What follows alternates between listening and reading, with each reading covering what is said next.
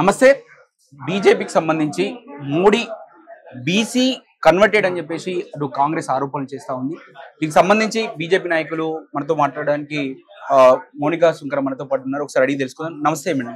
నమస్తే. ఏమంటారు madam? BC converted BC అంటే అధికారంలోకి వచ్చిన తర్వాత సీఎం అయిన తర్వాత వాళ్ళ ఏదైతే కులం ఉందో అది బీసీలో కన్వర్ట్ చేసుకుంటూ ముస్లిం అంటే కన్వర్ట్ చేసుకుంటూ మోడీ అని చెప్పేసి ఆరోపణలు చేస్తూ ఉన్నారు కాంగ్రెస్ వాళ్ళు. మీరు ఏమంటారు దీనిపై? మూర్ఖత్వానికి పరాకాష్ట రేవంత్ రెడ్డి తలాతోకలేని మాటలు. కాబట్టి బీసీగా మోదీ గారు దాన్ని ఎప్పుడో దాన్ని దానిలో యాడ్ చేయడం జరిగింది. ఇప్పుడు వీళ్ళు ముస్లింలను అపీజ్ చేసుకోవడం కోసం ముస్లింలను బీసీలో యాడ్ చేసి దాని నుంచి వెళ్ళి బీసీలో ఉన్న హిందువులందరికీ అన్యాయం చేసే ప్లాన్ లో ఏం చేస్తున్నారంటే వీళ్ళకి ఉన్న ఓటు బ్యాంక్ ఓన్లీ ముస్లిమ్స్. కాబట్టి ఆ మైనారిటీ అపీజ్మెంట్ ఇంకా ఎక్కువ చేసుకుంటూ అది వాళ్ళ స్ట్రాటజీ, అది వాళ్ళ ఏమంటారు back bone of Congress party Muslim minority vote. So దాన్ని కాపాడుకోవడం కోసం ఈ రోజు అన్నెసెసరీగా మోదీ క్యాస్ట్ ని తీసుకురావడం, మోదీ బీసీ కాదు కానీ బీసీలో తనని యాడ్ చేసుకున్నారు అని చెప్పేసి రాంగ్ ప్రొపగాండాస్ చేయడం, ఇవన్నీ చేయడం అనేది వాళ్ళ తలాతోక లేని హోంవర్క్ లేని ఒక డిబేట్, ఒక ఆర్గ్యుమెంట్ కిందకు వస్తుంది. అంటే బీసీలకి ఏం చేసిండు మోడీ అని చెప్పేసి ఒక ప్రశ్న కూడా వేయడం జరిగింది. మీరు ఏమి చెప్తారు దీనికి సంబంధం? నరేంద్ర మోదీ గారు బీసీలకు, ఎస్సీలకు, ఎస్టీలకు, ఎఫ్సీలకు ఇట్లా చేయరండి. ఈ దేశం కోసం చేస్తారు, ఈ దేశ ప్రజల కోసం చేస్తారు. కాబట్టి భారతీయ జనతా పార్టీ సిద్ధాంతం బీసీల పట్ల ప్రేమ లేదు మోడీకి అని చెప్పేసి అంటున్నారు. బీసీలు భారతీయులు కదా. ఒక దేశం డెవలప్ అవ్వాలి అంటే దానిలో ఉన్న పౌరులకు ఎట్లాంటి ఫెసిలిటీస్ ఇస్తున్నారు, ఎట్లాంటి ఉపాధి అవకాశాలు ఇస్తున్నారు అనేది ముఖ్యం. దాని మీద ఫోకస్ చేసేదే భారతీయ జనతా పార్టీ తప్ప కులాల ఆధారంగా విడదీయడం హిందువుల్ని, మైనారిటీ అపీజ్మెంట్ కింద ముస్లింలకు తాయిలాలు ఇవ్వడం, ఇట్లాంటివన్నీ చేసేది కాంగ్రెస్. కాబట్టి కాంగ్రెస్ ఈ మార్పు ఏదైతే జరుగుతుందో దాన్ని జీర్ణించుకోలేకపోతుంది కాబట్టి ఇట్లాంటి మాటలు మాట్లాడుతుంది. భారతీయ జనతా పార్టీ ఎప్పుడైనా కూడా మతపరమైన రాజకీయాలకు వ్యతిరేకం. బీసీలను తగ్గించాలి అని చూసేది కాదు భారతీయ జనతా పార్టీ. ఎకనామిక్ గా వీకర్ ఉన్న సెక్షన్స్ కి కూడా అప్లిఫ్ట్ ఇచ్చేయడానికి చూస్తున్నాం కాబట్టి ఎకనామిక్ వీకర్ సెక్షన్స్ కి రిజర్వేషన్ కూడా పెంచారు. అటు జగ్గారెడ్డి మాట్లాడుతూ రాహుల్ గాంధీది బ్రాహ్మణ కులం, హిందూ మతం అని చెప్పేసి మాట్లాడడం జరిగింది. మీరు దీన్ని సమర్థిస్తారా? Rahul Gandhi son of Rajiv Gandhi, Rajiv Gandhi son of Feroze Khan Gandhi, Feroze Khan Gandhi son of some other Khan, some other Khan ఈ సన్ ఆఫ్ మొహమ్మద్ ఖాన్. మరి ఇక్కడ బ్రాహ్మణుడు ఎక్కడి నుంచి వచ్చిండో వీళ్ళే చెప్పాలి. ఇక మరి జంజం కూడా వేసుకుంటారు, ఏం నుంచి వేసుకుంటున్నారు? జంజం వేసుకున్న ఒక ముస్లిం ని చూపియండి. ఫిరోజ్ ఖాన్ కి జంజం ఉందా? ఫిరోజ్ ఖాన్ కి జంజం లేనప్పుడు రాజీవ్ గాంధీకి ఎక్కడి నుంచి జంజం వస్తుంది? నువ్వు ఖాన్ తీసేసి ఓన్లీ రాజీవ్ గాంధీ అని పెట్టుకుంటే మిడిల్ నేమ్ ఎగిరిపోతుందా? ఫిరోజ్ ఖాన్ గారి పేరేంటిది? రాజీవ్ గాంధీ తండ్రి పేరు ఏంటి చెప్పండి, చెప్పండి. Media as a media person you should know. Yes, Feroze Khan. మరి రాజీవ్ ఖాన్ గాంధీ, రాహుల్ ఖాన్ గాంధీ ఎక్కడి నుంచి బాపనుడు అవుతారు? తాతల నుంచి వస్తుంది నెహ్రూ కాబట్టి. ఎక్కడ ఇప్పుడు తాత నుంచి నెహ్రూ నుంచి వెళ్ళి కూతురుకే రాదు, ఇందిరాకే రాదు. ఇక రాజీవ్ గాంధీకి ఎక్కడి నుంచి వస్తుంది? కన్వర్ట్ కాలేదంట. నేను అదే అడుగుతున్నాండి. నెహ్రూది కూతురికి వస్తుందా? ఇప్పుడు ఇందిరాకి తండ్రి నుంచి వస్తుందా లేకపోతే భర్త వస్తుందా? మీరు చెప్పండి. నేచర్ అయితే భర్త వస్తుంది. సరే మిక్స్ వచ్చింది అనుకుందాం, కొడుకుకి ఏమొస్తుంది? కొడుకు 100% తండ్రిది 100%. మరి నేను అనేది కూడా అదే. మరి ఇప్పుడు ఫిరోజ్ ఖాన్ గాంధీది రాజీవ్ గాంధీకి రాకుండా మీరు ఇందిరాగాంధీ చరిత్రను శంకిస్తున్నారా, ప్రశ్నిస్తున్నారా? How dare you? ఈ దేశంలో ఉన్న ఒక మహిళా ప్రధానిని మీరు అట్లా ఎట్లా తక్కువ చేసి మాట్లాడతారు? ఈ క్వశ్చన్ మీరు వెళ్ళి వాళ్ళని అడగండి. 100% ముస్లిమే అంటారా మరి రాహుల్ గాంధీ? అంతేగా. మీకే తెలవాలి, వాళ్ళకే తెలవాలి, అడిగిన వాళ్ళకి తెలవాలి. ఈ క్వశ్చన్ నుంచి వెళ్ళి ఆన్సర్ వచ్చిన తర్వాత 100% ఇదంటారా అదంటారా నన్ను అడగడం ఎందుకు? ఫిరోజ్ ఖాన్ గాంధీ కొడుకు ఎవరు? ఎవరు చెప్పండి? రాజీవ్ ఖాన్ గాంధీ. రాజీవ్ ఖాన్ పెట్టుకోకపోతే ఓవైసీ పెట్టుకోలేదు అనుకోండి, ముందట మొహమ్మద్ అని పెట్టుకోలేదు అనుకోండి వాళ్ళ ప్రవక్త పేరు, పెట్టుకోకపోతే ఆయన ముస్లిం కదా. పుట్టి ఓవైసీ అంటే ముస్లిం కాకుండా అయిపోతాడా? అవుతాడా? కాదు కదా. ఈజ్ అ ముస్లిం. ఓవైసీ ఎట్లయితే ఓవైసీ అని అన్నంత మాత్రాన ఓవైసీ అయిపోదు. మొహమ్మద్ ఓవైసీనే అవుతారు వాళ్ళు, ఎందుకంటే వాళ్ళ ప్రవక్త పట్ల వాళ్ళకున్న దాన్ని బట్టి వాళ్ళు ముస్లిం అవుతారు. నువ్వు పెట్టుకోకపోతే కులం వచ్చేస్తుందా? పేరు పెట్టుకుంటే ఒకటి, పేరు పెట్టుకోకుండా ఒకటి ఉంటుందా? తండ్రి నుంచి లీనియేజ్ అనేది ఉండదా? అది సంకర జాత వీళ్ళది, కాంగ్రెస్ వాళ్ళది, ఆ కుటుంబానికి అంత సంకర జాత. మీరే చెప్పండి. మీరు అడిగిన క్వశ్చన్ కే నేను క్వశ్చన్ అడుగు. సరే, మైనార్టీలు అని ఒక పదం మనం తీసుకోవడం జరిగింది రాజ్యాంగబద్ధంగా. సో ఇప్పుడు బీసీ ముస్లిం అనే ఒక పదం కూడా వినిపిస్తుంది. మీరు దీని పట్ల ఏమంటారు? మైనారిటీ ముస్లింల కంటే కూడా మైనారిటీలు, మైక్రో మైనారిటీ చాలా ఉన్నాయి. పార్సీలు ఉన్నారు, వేరే వేరే డిఫరెంట్ అన్ని ఉన్నాయి. బౌద్ధులు వాళ్ళని కూడా మైనారిటీ కిందనే కన్సిడర్ చేస్తాం, సిఖ్లను కూడా మైనారిటీ కింద కన్సిడర్ చేయాలి. మరి వాటిని చేయకుండా ఓన్లీ ముస్లింలనే కన్సిడర్ చేసి ముస్లిం అపీజ్మెంట్ చేసి ఏం చేద్దాం అనుకుంటుంది కాంగ్రెస్?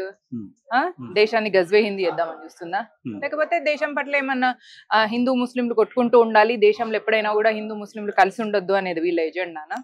ఏంది అసలు వీళ్ళ ఇంటెన్షన్? ఊకెందుకు ముస్లిం అపీజ్మెంట్ తీసుకురావడం, ఊకెందుకు ముస్లిం రిజర్వేషన్స్ గురించి మాట్లాడడం, ఊకెందుకు అంతగానంగా వాళ్ళను బట్టర్ వేసుకోవాల్సిన అవసరం ఏముంది? దేశం పట్ల ఒక సమగ్రమైన విచారణ ఉంది. ఇప్పుడు చూడండి, భారతీయ జనతా పార్టీకి ముస్లిం ఓటేసినా వేయకున్నా కూడా వాళ్ళకు ఇస్తుంటారు. ఎందుకు ఇస్తాం? బికాస్ వాళ్ళు ఈ దేశ పౌరులు కాబట్టి.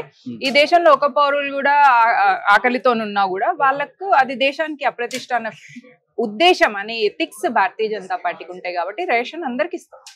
ముస్లింలకు, హిందువులకు, బీసీలకు అని ఇవ్వరు. అదే భారతీయ జనతా పార్టీ సిద్ధాంతం ఎప్పుడైనా కూడా హోలిస్టిక్ ఉంటది. ఈ దేశం గురించి ఆలోచిస్తుంది, ధర్మం గురించి ఆలోచిస్తుంది, ఈ హిందూ స్వాభిమానం గురించి ఆలోచిస్తుంది, మెజారిటీ గురించి అలా ఆలోచించాల్సిన అవసరం కూడా ఉన్నది. ప్రతి ఒక్కరి గురించి ఆలోచించాల్సిన అవసరం ఉంది. బడ్జెట్ విషయం మాట్లాడుకుంటే 8 మంది ఎంపీలను తెలంగాణ ఇవ్వడం జరిగింది. మీరు తెలంగాణకు స్పెసిఫిక్ గా 2 కేంద్ర మంత్రులు ఉన్నారు, ఏం తెచ్చారు తెలంగాణ 2 అని చెప్పేసి క్వశ్చన్ చేస్తున్నారు. యాస్టీస్ గా వచ్చేటి ఎట్లాగూ వస్తాయి, అది మంత్రులుగా మీరున్నా లేకపోయినా అవి ఎట్లాగూ వస్తాయి. సో మీరు స్పెసిఫిక్ గా ఏం తెచ్చారని చెప్పేసి క్వశ్చన్ చేస్తా ఉన్నారు, మీరు ఏమంటారు? మీ క్వశ్చన్ లోనే ఆన్సర్ ఉన్నది. ఎట్లయినా రావాల్సినవి వచ్చేటి వస్తాయి. ఎందుకంటే భారతీయ జనతా పార్టీ దేశం గురించి ఆలోచిస్తుంది కాబట్టి, తెలంగాణ దేశంలో భాగం కాబట్టి డెఫినెట్లీ దేశానికి ఎంత అవసరమో అంత ఇస్తుంది. 5% జీడిపి కాంట్రిబ్యూట్ చేస్తుంది తెలంగాణ కాబట్టి దానికి ఎంత అవసరమో అంత ఇవ్వడం అనేది భారతీయ జనతా పార్టీ బాధ్యత. ఎందుకంటే మనం శరీరంలో ఒక అంగాన్ని ఇగ్నోర్ చేసేది ఉంటే అక్కడ ఏదైనా జబ్బు పడితే మొత్తం శరీరం అంతా జబ్బు పడుతుంది. కాబట్టి ఇన్ ద సేమ్ వే దేశం మొత్తంలో ఏ రాష్ట్రాన్ని కూడా ఇగ్నోర్ చేయదు, అది తెలంగాణ కానీ ఆంధ్ర కానీ ఎక్కడైనా. కాకపోతే డబుల్ ఇంజన్ సర్కార్ ఉన్నప్పుడు డెవలప్మెంట్ ఎంత బాగుంటది అని మాత్రం చూపించగలం. అంటే ఏం తీసుకురారు? 8 మంది 1,08,000 కోట్లు వచ్చిన తర్వాత మీరు ఏం తీసుకురాలేదు, ఏం చేయలేదంటే ఏం చెప్తాం? వచ్చేటి కదా మీరు స్పెసిఫిక్ గా ఈ ప్రాజెక్ట్ తీసుకొచ్చాము తెలంగాణకు అని చెప్పేసి. సెంట్రల్ అండ్ స్టేట్ కి కోఆర్డినేషన్ అనేది కూడా ముఖ్యం.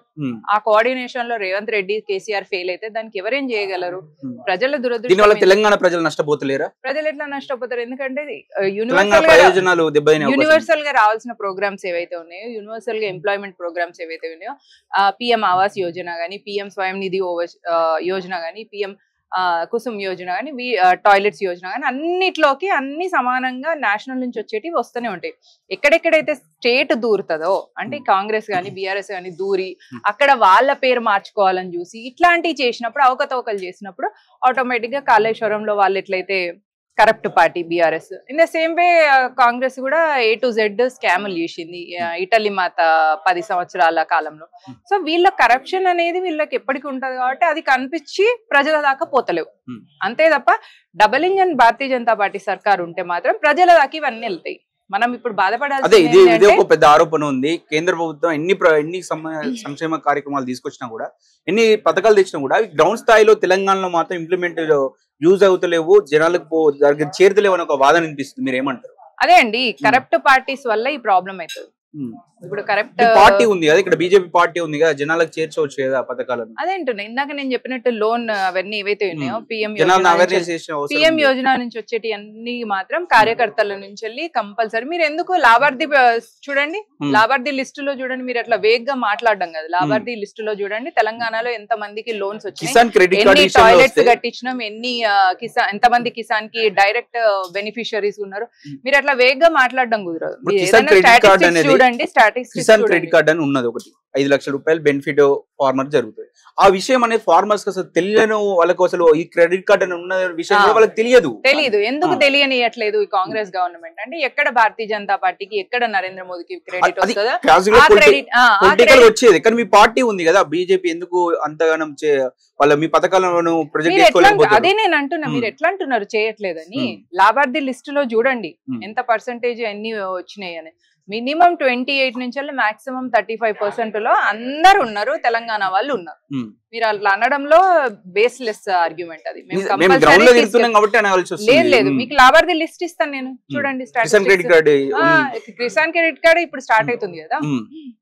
100% ఇప్పటికైనా మరి గ్రౌండ్ ఇప్పుడు సరే ఈ అయిపోయింది, 10 సంవత్సరాలు అయిపోయింది, ఇప్పటికైనా ఒక ఎజెండాతో ముందు పోయే అవకాశం ఉందా? ఎజెండాతోనే భారతీయ జనతా పార్టీ ముందుకు వెళ్తుంది, నేను అదే చెప్తున్నా. కాంగ్రెస్ ఏం చేస్తుంది అంటే భారతీయ జనతా పార్టీకి క్రెడిట్ రావద్దు అన్న ఉద్దేశంగా వాటిని అడ్డుకుంటుంది. మేము 100% వాటి ప్రజలోకి వెళ్లేలాగా ప్రయత్నం చేస్తూనే ఉన్నాం. ఇంకో ప్రధాన ఆరోపణ, ఇప్పుడు ఎమ్మెల్సీ ఎలక్షన్ లోకి వచ్చేసి ఇక్కడ బీజేపీ బీఆర్ఎస్ కలిసి పనిచేస్తా ఉన్నాయి, అందుకే వాళ్ళ క్యాండిడేట్ పెట్టలేదు. 100% వాళ్ళు గెలిచేది కూడా వీళ్ళ వల్లనే, బీఆర్ఎస్ వల్లనే వాళ్ళు గెలవబోతారని ఒక నింద కూడా చేసే ప్రయత్నం జరుగుతుంది. మీరేమంటారు? ఇప్పుడు బీఆర్ఎస్ అధికారంలో ఉన్నప్పుడు కాంగ్రెస్ బీజేపీ ఒకటి అన్నారు, ఇప్పుడు కాంగ్రెస్ అధికారంలోకి వచ్చింది బీఆర్ఎస్ బీజేపీ ఒకటి అంటున్నారు. యాక్చువల్గా ఏంటంటే బీఆర్ఎస్ కి గానీ కాంగ్రెస్ కి గానీ బీజేపీతోని అంటూ సొంటూ లేకపోతే వాళ్ళకంటూ క్రెడిబిలిటీ లేదు అన్న విషయం వాళ్ళకి అర్థమైంది కాబట్టి ఊరికే బీజేపీతోని అంటగట్టడం అనేది ఉన్నది. అంటే ఇక్కడ ఒక ప్రశ్న వినిపిస్తుంది, మెదక్ కావచ్చు, కరీంనగర్ కావచ్చు, నిజామాబాద్, ఈ ఏరియాలో బీఆర్ఎస్ అనేది బలంగా ఉన్నటువంటి పార్టీ, కానీ అలాంటి చోట కూడా ఎమ్మెల్యే గ్రాడ్యుయేట్ ఎలక్షన్స్ కు పెట్టలేదు, టీచర్ ఎలక్షన్స్ కు పెట్టలేదు, ఎందుకని? అదే ఒక క్వశ్చన్ వినిపిస్తుంది. క్రెడిబిలిటీ పోయింది, బీఆర్ఎస్ కి క్రెడిబిలిటీ పోయింది. ఇప్పుడు కేసీఆర్ ఎక్కడ చూసినా కూడా ప్రజలు అసహించుకునే స్థాయిలో ఉంది కాబట్టి వాళ్ళ క్యాండిడేట్స్ లేరు. దానికి బీజేపీని మీరు బ్లేమ్ చేస్తే ఏమంటాం? వాళ్ళ క్యాండిడేట్స్ లేకపోతే మేమేం చేయాలి దానికి? ఇప్పుడు రేపు బీఆర్ఎస్ భూస్థాపితం అయిపోతుంది, పార్టీయే మూసేసుకొని సపరేట్గా ఫామ్ హౌస్ లో కూర్చుంటారు. అప్పుడు కూడా మీరు వచ్చేసి వాళ్ళు పార్టీ మూసుకోవడానికి కారణము బీజేపీ అని అంటే ఏమంటాం? అంతే, అందుకే పెట్టుకోలేకపోతున్నారు. ఉంటే పెట్టుకుంటారు కదా. ఇప్పుడు మీకు మీరు ఒక కాన్స్టిట్యుయెన్సీలో ఉన్నారు, మీకు అక్కడ కేపబిలిటీ ఉంది, మీరు కాంటెస్ట్ చేయరా? చేస్తారా చేయరా? ఇన్ ద సేమ్ వే వాళ్ళకి అక్కడ లేదు క్రెడిబిలిటీ కాబట్టి చేస్తారు. ఈ రోజు హైకోర్టులో ఈ కాళేశ్వరం మేడిగడ్డ పైన కేసు వేసిన వ్యక్తి నైట్ మర్డర్ చేయడం జరిగింది. సో దానిపైన మీరు ఏమంటారు? ఇది హత్య రాజకీయాలు ఒకటి చూడతాం, ఎందుకంటే తెల్లారితే కేసు విచారణకు వస్తుంది, అడ్వకేట్ ఇంతకుముందు చంపేశారు, ఇప్పుడు ఈయన చంపేసారు. మీరు దీనిపైన ఏమంటారు? బీఆర్ఎస్ గానీ కాంగ్రెస్ గానీ నీచ రాజకీయాలు ఎన్నోసార్లు చేసింది, అవి వాటి చరిత్రలో పార్ట్. దానికి కమెంట్ చేసి ఏం చేయగలం? అంటే హత్య రాజకీయాలు తీసుకొచ్చే ప్రయత్నం జరుగుతుంది కదా తెలంగాణలో. అదే చెప్తున్నా అండి, ఎథిక్స్ లేని పొలిటికల్ పార్టీస్ ఎప్పుడైనా కూడా ఇట్లాంటివి చేయడం అనేది సహజం. భారతీయ జనతా పార్టీ అంటే